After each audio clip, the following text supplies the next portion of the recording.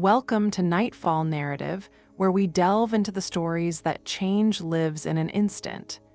If you appreciate true-to-life narratives, make sure you subscribe and hit the notification bell. Now, for tonight's story. My daughter, Lily, looked up at me from the mess of building blocks all over the living room floor. Her eyes, big and innocent, were searching mine for an answer I didn't have.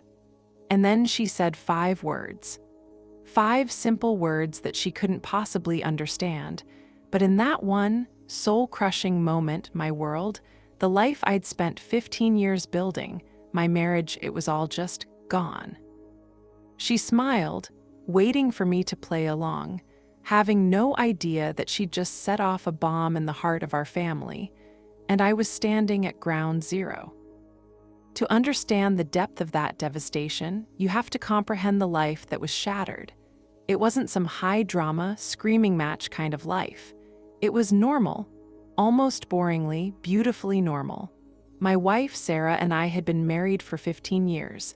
We met in college, just 2 kids who thought we had it all figured out. She was the vibrant one, the kind of person who makes friends while waiting in line at the store. I was quieter, more of a planner. We balanced each other out. She pulled me into adventures, and I was the steady rock she said she needed. We built everything from scratch. First, there was the tiny apartment with furniture that didn't match, then the promotions at work, and finally, the first real house in a quiet suburb, the one with the tire swing in the backyard. And then came Lily, our daughter.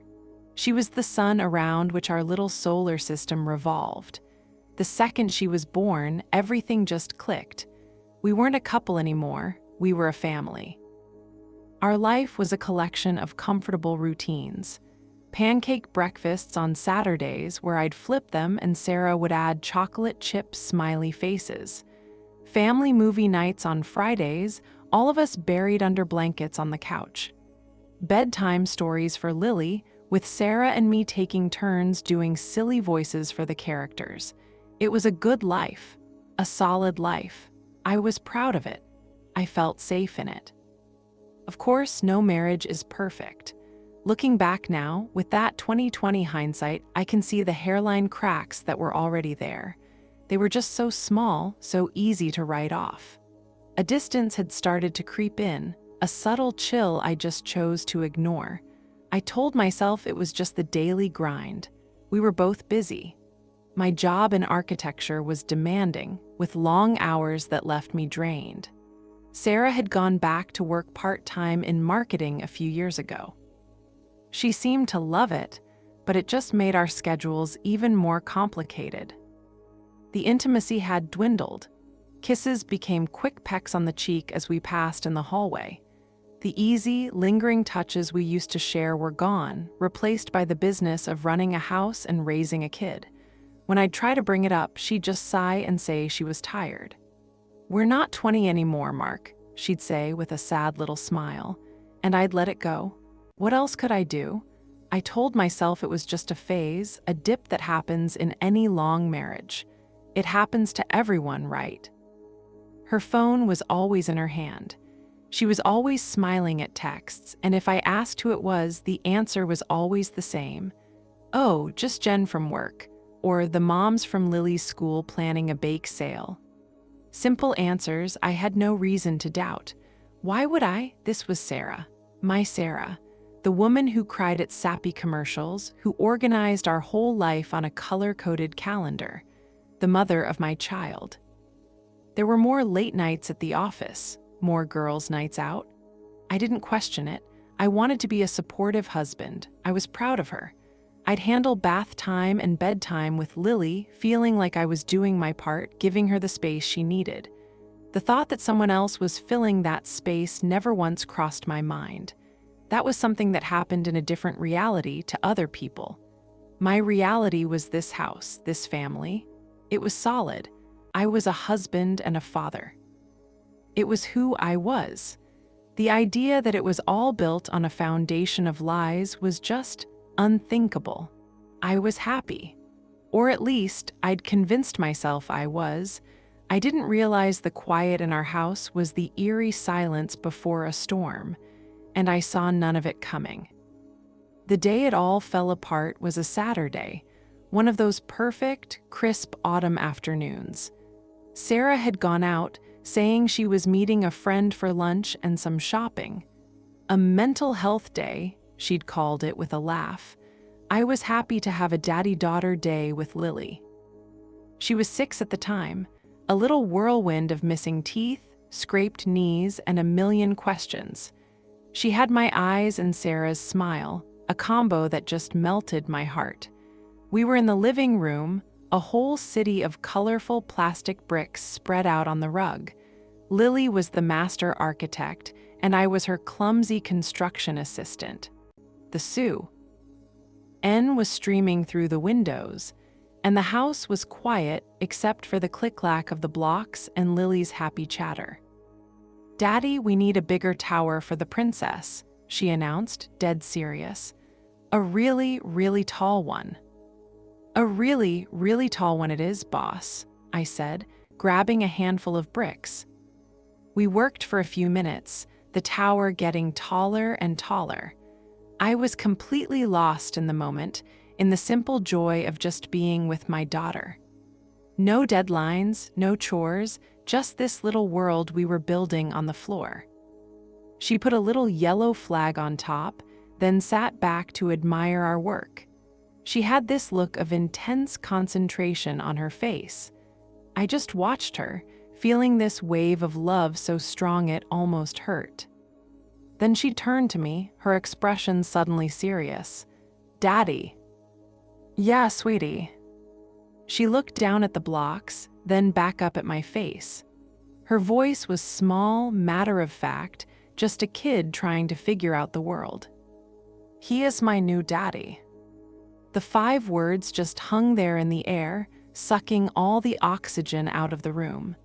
It didn't register at first. My brain tried to file it away as kid talk.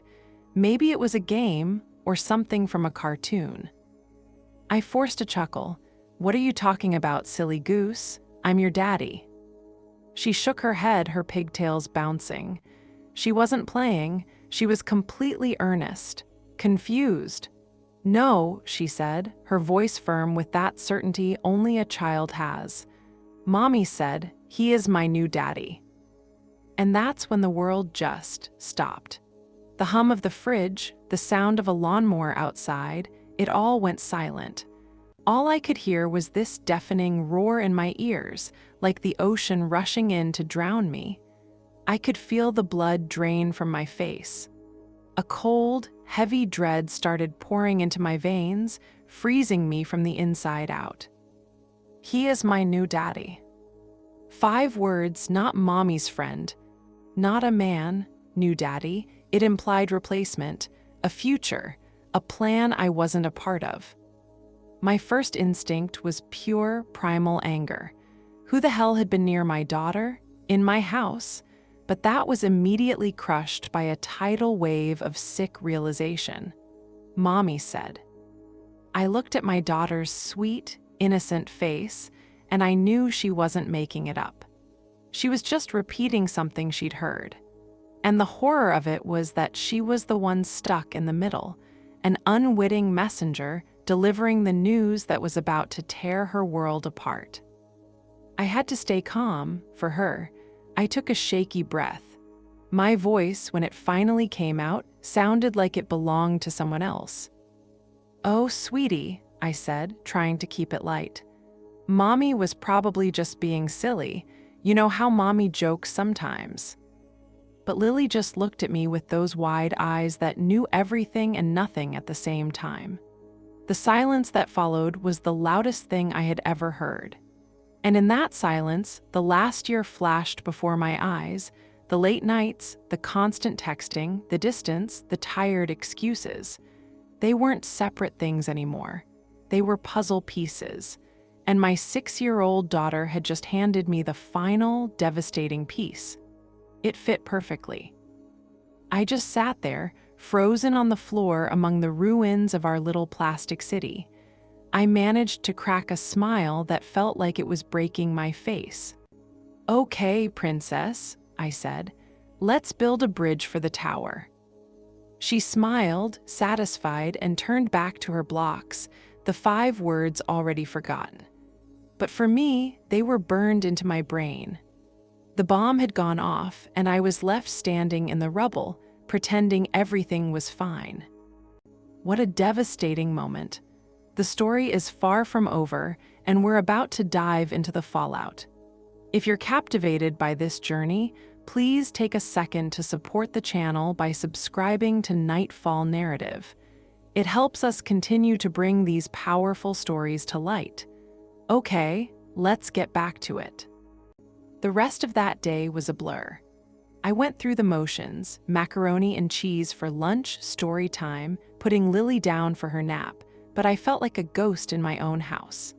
My mind was just a raging fire of panic, denial, and a white-hot anger that was starting to build under the shock. Every picture on the wall seemed to mock me. Our wedding photo on the mantle, was that look on Sarah's face ever real? A family photo from vacation last summer, the 3 of us smiling. Was it all a lie? Was I the only one who didn't know? When Sarah came home that evening, humming, arms full of shopping bags, she breezed into the kitchen and kissed me on the cheek. That casual little gesture suddenly felt like a profound betrayal. She started chattering about her day. You wouldn't believe the sale they had at Nordstrom. I just stared at her. I could hear sounds coming out of her mouth, but all I could hear was Lily's voice on a loop. "He is my new daddy," Mommy said. I studied her face, looking for any crack in the mask. Nothing. Just the woman I'd loved for half my life, who was now a total stranger. The ease with which she was lying, with her whole body, was chilling. How long had she been this good at this? I felt sick. I mumbled something about not feeling well and went upstairs. That night was the beginning of the end. I lay in our bed, stiff as a board, pretending to be asleep. Sarah curled up next to me, breathing deeply. The warmth of her body, once a comfort, now felt like it was burning me. The doubt became a cancer. That business trip to Chicago, was it really business? The expensive new perfume, was it for me or for him? The constant laughing at her phone, was it really just Jen from work? I replayed every argument, every excuse. The pattern was so screamingly obvious now. I felt like a fool, a blind, trusting idiot. Was I not enough? Not exciting enough? Not man enough? The questions were torture.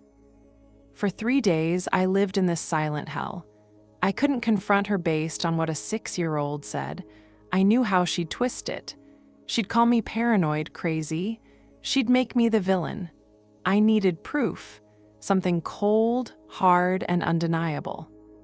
That's when something shifted. I stopped being a grieving husband and became a detective in my own tragedy. It started with the phone bill. I logged into our family plan account online, my hands shaking. I scrolled down to her number, and there it was. One number, called and texted hundreds of times, at all hours. 7 a.m., 2 p.m., 11 p.m., 1 a.m., long calls late at night after I was asleep. I typed the number into Google. Nothing. A burner phone, probably. I looked at the bills from the months before. The same number, over and over. The next step felt like crossing a line I could never come back from. One evening, Sarah was in the shower. Her phone was on the nightstand. I'd never once looked through her phone in 15 years. We respected that boundary. But she had already blown that boundary to pieces. My heart was pounding as I picked it up. It was locked. Of course, I tried her birthday. No, Lily's birthday. No, our anniversary. No. Then I remembered the code she used for our house alarm. 4 digits. I typed them in. The phone unlocked. I opened her messages. I scanned the list. Jen from work, the school moms, and then I saw it. A name, Mark K., my name, a sick, twisted joke to hide him in plain sight. Mark K? I knew a Mark K. Mark Keller. A smarmy guy from her office I'd met at a couple of Christmas parties. He'd shaken my hand and looked me right in the eye. I opened the thread, and my world ended for the second time.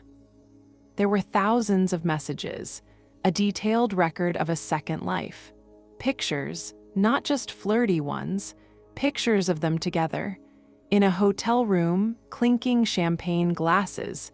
In a park, his arm around her. A picture from her solo hiking trip a month ago. The words were worse. I can't wait to get away from him and be in your arms. Lily asked about you today. Soon, my love, soon we can be a real family. He has no idea. He's so wrapped up in his work, he wouldn't notice if the house was on fire. That one cut the deepest. She saw the work I did for our family as a weakness, a blind spot she could exploit. And then I found it. A text from him, sent 2 days before Lily said those words to me. Did you talk to Lily? We need her to start getting used to the idea of me. Sarah's reply, I did. I told her you were going to be her new daddy. She's smart, she'll get it. They weren't just having an affair. They were planning a future. They were actively conditioning my daughter to accept it. It wasn't a mistake. It was a calculated, long-term plan to replace me. I heard the water shut off. I quickly locked the phone and put it back. I went downstairs and sat on the couch in the dark. The shock was gone. The denial was gone. In their place was a terrifying calm. A clarity so sharp and cold it felt like a shard of ice in my chest. I knew exactly what I had to do. The performance was over. The next day was Sunday. I got up with Lily, made the pancakes just like always. The routine felt like a sick joke. I watched Sarah come downstairs, yawning, smiling, completely oblivious as she scrolled through her phone. His phone. I waited until after lunch when Lily was playing in her room. I walked into the living room where Sarah was curled up on the sofa, reading a magazine. I just stood in front of her, waiting. Finally, she looked up annoyed. What is it, Mark? You're blocking my light. I took a breath. My voice came out unnervingly steady. We need to talk. She sighed. Can it wait? I'm in the middle of this article. No, I said, it can't wait. Something in my tone must have gotten through to her. She put the magazine down. Okay, what's wrong? I want you to tell me about Mark Keller. Her eyes widened just a fraction. Her mouth tightened, but her voice was smooth as glass. Mark Keller, from my office, what about him? I don't know, Sarah, you tell me, I said quietly. You seem to talk to him day and night. I just thought, after 15 years, I might be entitled to know who my wife is talking to. She tried to laugh, a brittle, fake sound. Oh my God, are you serious? Are you jealous of Mark Keller? He's just a colleague. A colleague? At 1 a.m? I shot back. Does being colleagues include telling him you can't wait to be in his arms? Does it include planning your future together? The color drained from her face. I have no idea what you're talking about, she stammered. I didn't misunderstand anything, I said, pulling out my own phone. I had forwarded the screenshots to myself. I held the phone out to her.